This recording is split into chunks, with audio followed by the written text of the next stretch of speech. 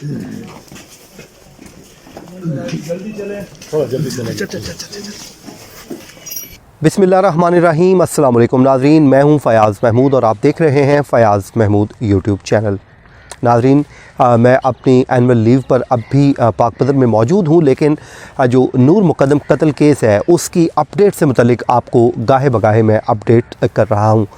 जैसे ही समाअत ख़त्म हुई मैं एक बार फिर आपके साथ मुखातिब हूँ, ठीक उसी मुकाम पे जहाँ पे आप लोगों ने कहा था कि बड़ा अच्छा व्यू था, बड़ा अच्छा लगा। बाज़ लोगों की जो अपनी गांव की यादें थी वो ताज़ा हो गई, तो इसलिए फिर मैंने यही फ़ैसला किया कि यहीं पे आके वीडियो करता हूँ।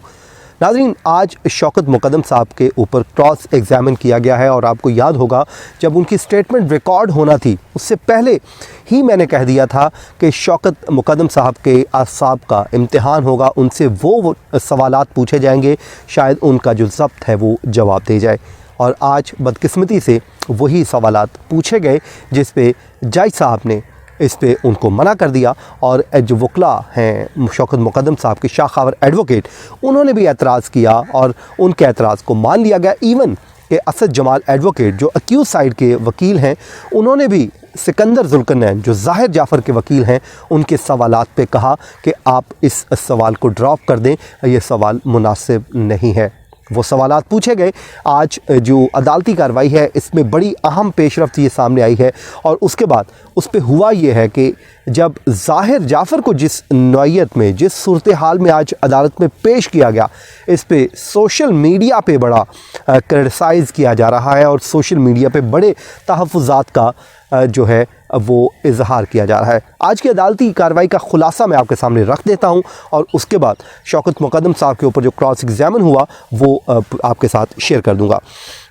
आज ही तफ्तीशी अफसर का सबसे पहले बयान कलमबंद किया गया जो अब्दुल सत्तार खान है और उसके बाद तमाम मुल्ज़िमान को अदालत में पहुँचाया गया।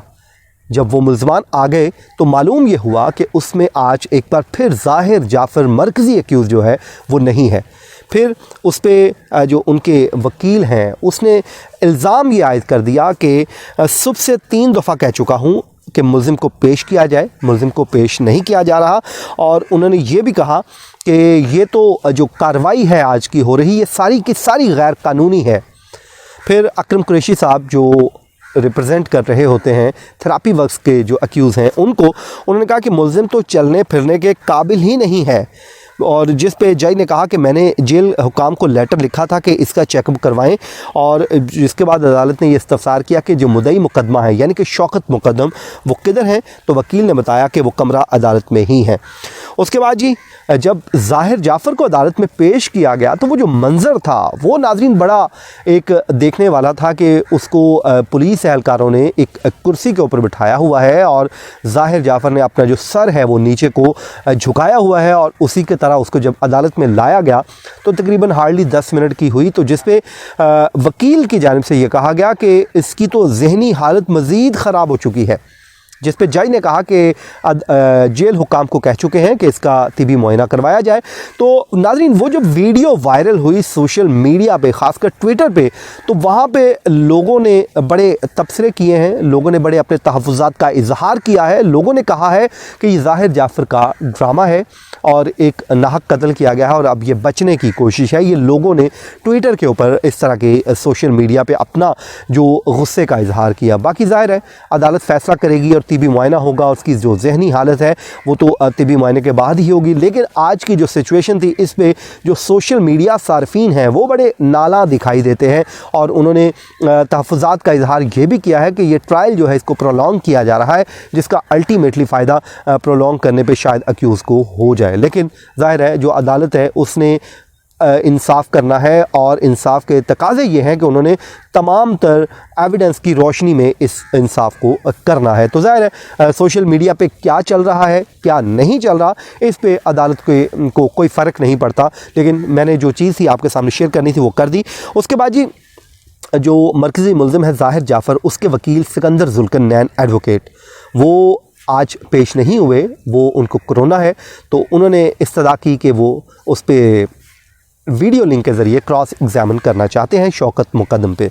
तो यूँ अदालत ने उनकी इस्तदा को मंजूर कर लिया और उसके बाद उन्होंने सवालात का सिलसिला शुरू किया। उन्होंने जो सवाल पूछा और उन्होंने कहा कि उस पे जवाब में शौकत मुकद्दम साहब ने कहा कि मुकदमा जो लिखवाया था पढ़ने के बाद दस्तखत किए थे, नूर की वालदा का मोबाइल नंबर शिकायत में नहीं लिखवाया। ये उनसे सवाल ज़ाहिर है जो पूछे गए उसके सवालात के वो जवाब दे रहे हैं। फिर वकील ने सवाल पूछा कि हमें आपके साथ जो हादसा हुआ इस पर दिली रंज है, लेकिन कानूनी सवाल पूछना हमारी मजबूरी है, हम आपसे सवालात पूछेंगे। तो जिस पर उन्होंने कहा जी आप सवालात पूछें, तो शौकत मुकद्दम साहब ने एक उनके सवाल के जवाब में बताया कि मेरी बेटी सारा जिसकी उम्र 35 साल और बेटा मोहम्मद अली 33 साल और नूर 27 से 28 साल की उम्र की थी। फिर उन्होंने ये भी कहा कि मोहम्मद अली जो मेरा बेटा है उसने कभी तफ्तीश को ज्वाइन नहीं किया, ये शामिल तफ्तीश नहीं हुए। और मेरी अहलिया का नाम कौसर है और मुकदमा लिखवाने के बाद सारा मामले से फ़ारिग होते हुए मुझे सुबह हो गई थी। यानी कि ये 20 जुलाई की बात हो रही है जब ये मुकदमा लिखवाया और जब मामला सारे निपटाए तो वो कहते हैं सुबह का वक्त हो चुका था। और फिर वो ये कहते हैं कि मेरी अहलिया से बात के मुतालिक जो है मुकदमा में नहीं लिखवाया और ना ही फ़ोन नंबर लिखवाया, और मैंने कभी नूर मुकद्दम को ज़ाहिर के घर जाने से नहीं मना किया। ये सवाल एक पूछा गया था और इस पर ने कहा कि जी मना नहीं किया, क्योंकि मैं आपको नाज़रीन यहाँ पे थोड़ा सवाल का तरीका बतवा देता हूँ। सवाल जो पूछा जाता है उसमें येस और नो किया जाता है और उन्होंने यहाँ पर भी येस और नो में ही जवाब दिया, तो ज़ाहिर उसका ये जवाब ये बनता है जो आपके साथ मैं शेयर कर रहा हूँ। तो इसलिए इस सवाल को आप येस और नो में लीजिए। और उसके बाद उन्होंने कहा कि अगला जो बड़ा सवाल है, उन्होंने कहा कि अब जो सवाल कर रहा हूं इस पर गुस्सा नहीं होना, आप इस्लामी जमहूरिया पाकिस्तान के सफारतकार रहे हैं। और जिसके बाद नाज़रीन इस सवाल को जो अगला सवाल पूछा गया वो ड्रॉप करवा दिया गया था। असद जमाल एडवोकेट साहब ईमन अक्यूज साइड के वकील हैं, उन्होंने भी एतराज़ किया और उन्होंने कहा कि ये नामुनासिब सवाल है, इसको ड्रॉप कर दें। अब वहाँ पे सवाल नहीं पूछा गया या ड्रॉप करवा दिया गया तो मैं भी इखलाकी तौर पे समझता हूँ कि इस सवाल को मैं भी यहाँ पे नहीं दोहराऊँगा। और हाँ, जज शौकत मुकद्दम साहब ने ये ज़रूर कहा कि ये दोनों तालिबे इल्म थे और यूनिवर्सिटी में इकट्ठे पढ़ते थे।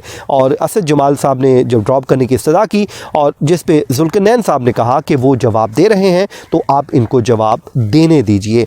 और उन्होंने कहा कि वो लंबा अरसा में एक होता रहा, और ये जिस पे वकील जो शाह खावर एडवोकेट हैं उन्होंने एतराज़ भी किया। और उसके बाद शौकत मुकद्दम साहब ने ये भी बताया कि मुझे नहीं मालूम कि वो लंदन से डिपोर्ट हुआ था और ये क्लास फेलो नहीं थे और पुलिस की मौजूदगी में ज़ाहिर जाफ़र के घर को सर्च कर रही थी इसका। और उन्होंने कहा कि सिकंदर जुल्करनैन ने मुकदई मुकदमा पर जो जरा है वो फिर अपनी ख़त्म कर ली और अब जो समात है 20 जनवरी तक के लिए मुलतवी कर दी गई है। नाज़रीन अब बड़ी स्पीड से ये समातों का सिलसिला है जारी हो चुका है और अगली समात पे जो अब्दुल सत्तार खान हैं तफ्तीशी अफसर, उन पे क्रॉस एग्जामिन किया जाएगा और उसके बाद ये मुकदमा इस हतमी मरहले में दाखिल हो जाएगा और मुल्ज़मान की स्टेटमेंट के बाद फाइनल आर्गूमेंट्स होंगे और यूँ इस केस का फैसला आ जाएगा। ये था नाज़रीन आज का हमारा वीलॉग, अपनी दुआओं में याद रखिए। अल्लाह ताला आपका हामी नासिर हो। अल्लाह निगहबान।